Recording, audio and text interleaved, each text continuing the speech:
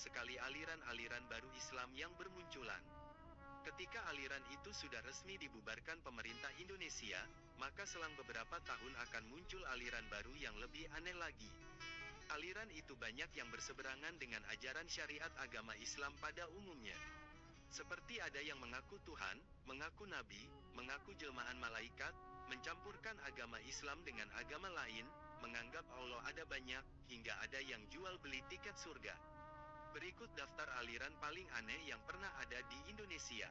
Aliran yang pertama, yaitu aliran Tarekat Tajul Kholwatiyah Syekh Yusuf Goa.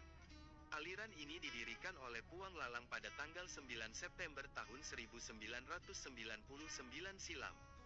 Hebatnya, aliran ini sudah eksis selama 20 tahun lamanya, lalu akhirnya dibubarkan pada tahun 2019. Aliran ini dianggap menyebarkan ajaran Islam yang tidak benar karena Puang Lalang menganggap dirinya sebagai Rasul. Selain itu, terdapat aturan iuran wajib untuk membeli tiket surga sebesar Rp10.000 hingga Rp50.000. Puang Lalang juga mengklaim bahwa dirinya bisa memanjangkan umur pengikutnya hingga 15 tahun ke depan. Selain itu, modus pelaku menyebarkan alirannya adalah dengan cara melakukan baiat, mendoktrin pengikutnya, lalu menjanjikan keselamatan dunia dan akhirat. Pihak polisi mengidentifikasi adanya motif upaya mendapatkan keuntungan yang dilakukan Puang Lalang dengan cara jual beli tiket surga yang murah. Tak hanya itu, pengikut ajaran ini juga diwajibkan membayar zakat badan sebesar Rp5.000 per kilogram. Zakat itu dihitung berdasarkan berat badan pengikut. Dana yang terkumpul rupanya dikelola sendiri oleh Puang Lalang alias Maha Guru itu. Majelis Ulama Indonesia lantas mencap aliran ini sebagai aliran yang telah melenceng dari ajaran Islam yang benar. Di antara ajaran Puang Lalang adalah mengakui adanya Allah Pencipta, Allah Mama, Allah Bapa, Allah Iblis, Allah Jin, Allah Syaiton, dan Allah Nafsu.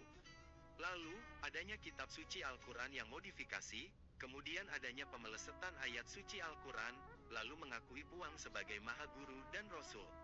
Aliran ini meyakini bahwa sesungguhnya kebenaran itu tidak ada dalam Al-Quran. Mereka juga meyakini bahwa manusia apabila sudah meninggal dunia, maka ia akan diangkat oleh Allah menjadi Tuhan yang sebenarnya.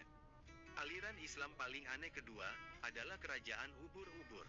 Di tahun 2018, aliran ini sempat bikin heboh warga Serang Banten dan umat Islam di Indonesia pada umumnya. Pasalnya, pendiri aliran ini merupakan pasangan suami istri bernama Rudi dan Aisyah, serta pemimpinnya bernama Nur Halim. Aliran ini menganggap bahwa Ka'bah bukanlah merupakan arah kiblat umat Islam, melainkan tempat penyembahan berhala. Mereka juga mengatakan, bahwa Allah memiliki makam dan Nabi Muhammad memiliki jenis kelamin wanita. Aliran ini benar-benar sungguh meresahkan umat Islam. Selain itu, Aisyah sang pendiri kerajaan ubur-ubur ini juga menganggap bahwa dirinya adalah jelmaan dari sosok Ratu Nyi Roro Kidul yang mengakui Al-Quran dan Allah Subhanahu wa Ta'ala, namun menganut agama bernama Sunda Wiwitan. Selain itu, ia juga mengaku bisa mengambil uang dari berbagai lintas negara melalui akses bank-bank di luar negeri. Aliran ini mengadakan pertemuan setiap hari Kamis malam hingga Jumat dini hari. Mendapati penyimpangan ini, Majelis Ulama Indonesia Kota Serang kemudian memutuskan fatwa sesat kepada kelompok penganut aliran ini pada tahun 2018. Aliran Islam paling aneh ketiga, adalah Gavatar atau Gerakan Fajar Nusantara. Aliran ini didirikan oleh Ahmad Musadek. Aliran ini berasal dari Kabupaten Mempawah Timur Kalimantan Barat.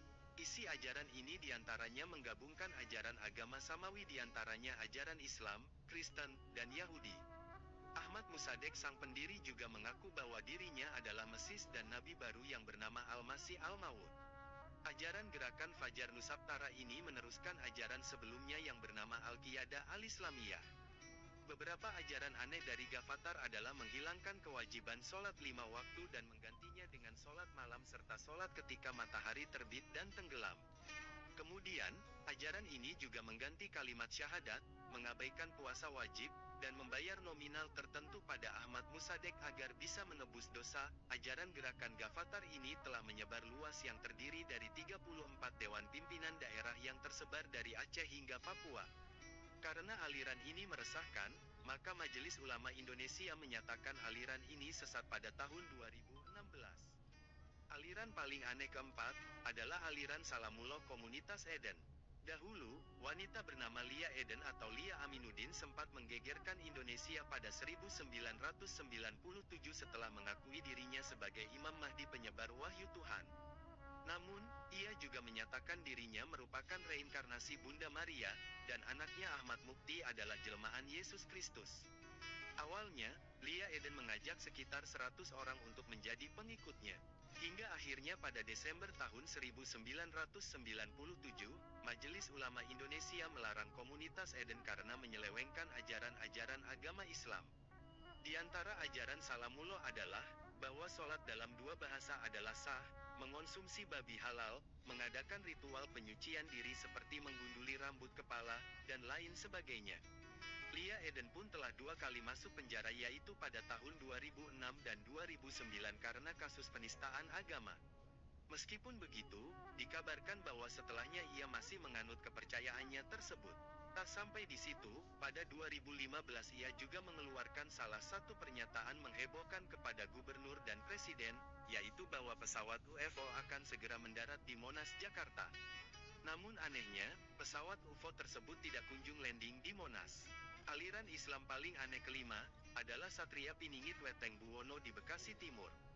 Dahulu, aliran ini didirikan oleh Agus Imam Solihin yang mengaku sebagai Tuhan pada tahun 2005 sampai 2006 sekaligus Imam Mahdi dan keturunan Presiden Soekarno.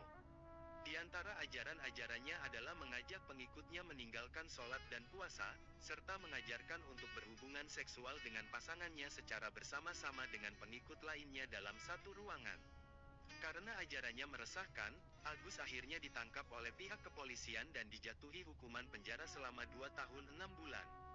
Aliran Islam paling aneh keenam, adalah Lembaga Pelaksana Amanah Adat dan Pancasila. Organisasi ini mengajarkan aliran yang menyelewengkan kebenaran ajaran Islam di Tanah Toraja. Pimpinan organisasi ini adalah Paruru Daeng Tau.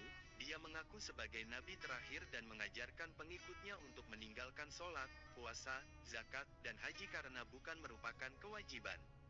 Aliran ini awalnya memiliki pengikut sebanyak 8 keluarga yang terdiri dari 50 orang di Dusun Mambura.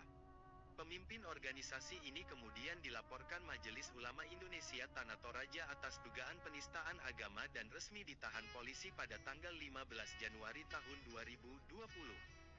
Aliran Islam paling aneh ketujuh, adalah aliran Hakekok Balakasuta. Aliran ini adalah aliran yang baru-baru ini ramai diberitakan pada bulan Maret tahun 2021. Aliran ini diketahui viral karena melakukan ritual mandi bersama secara di Pandeglang, Banten. Ternyata, aliran Bakekok ini sudah muncul di Pandeglang sejak tahun 2009, serta mengadopsi ajaran Hakekok peninggalan almarhum Abah Edi untuk diteruskan oleh Arya dengan ajaran Balakasuta pimpinan Abah Surya Loweng. Kolot, Majelis Ulama Indonesia lantas mengeluarkan fatwa untuk aliran ini karena telah menyimpang dari syariat Islam. Selain ketujuh aliran-aliran aneh di atas, masih ada banyak aliran baru lainnya yang pernah ada di Indonesia, seperti Al-Qiyadah Al-Islamiyah, Ahmadiyah Qodian, Dimas Kanjeng Taat Pribadi, dan lain-lain sebagainya. Majelis Ulama Indonesia bahkan pernah mencatat, bahwa telah ada lebih dari 300 aliran kepercayaan aneh berkedok Islam yang pernah muncul dan ada di Indonesia sejak tahun 1995 sampai saat ini. Namun, aliran-aliran aneh itu umumnya akan muncul lalu menghilang lagi dengan memakai nama yang berbeda-beda. Menurut kalian, apakah masih ada nama-nama aliran aneh di Indonesia? Coba tuliskan namanya. Semoga kita semua menjadi golongan umat Islam yang selamat, dan mendapat syafaat Nabi Muhammad SAW. Amin.